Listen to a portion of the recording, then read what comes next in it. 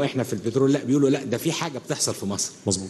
والأهم من ذلك هو الاستمرار في هذه الاستراتيجية، يعني في تنفيذها على أرض الواقع، ولا تقتصر فقط في فترة محددة. هو ده التكامل. يعني اسمح لي معالي الوزير، ولكن لضيق وقت الجلسة، يعني سيادة الرئيس تابعنا مع حضرتك يعني أسئلة المواطنين، الإجابات فين بقى؟ لا احنا لو اختزلنا الكلام في ان احنا يبقى في اسئله مواطنين عايزين نجاوب عليها، وان احنا بنتكلم في موضوع زي كده ونقول لا كفايه ونتكلم في الموضوع لا ده، يعني من فضلك تفضل. من فضلك احنا عايزين نتكلم كلام مسؤول. صحيح. لدوله بتتكلم مع نفسها قدام شعبها. الكلام اللي بيقوله المهندس طارق ده عشان يخفض المده من 4 سنين او من 5 سنين ل3 سنين، حضرتك احنا كان في عمل، لان هو الموضوع ما بيخلصش كده بان انا بقول له يلا وربنا معاك.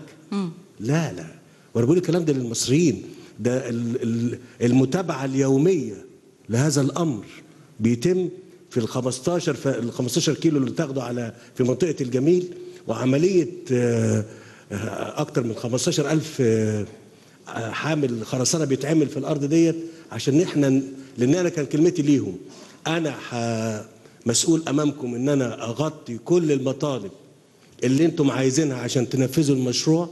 الشق المسؤول بيه مصر، اللي هي مصر هتقوم بيه في الوقت اللي انت عايزه مني، هعمله لك خلال السنه.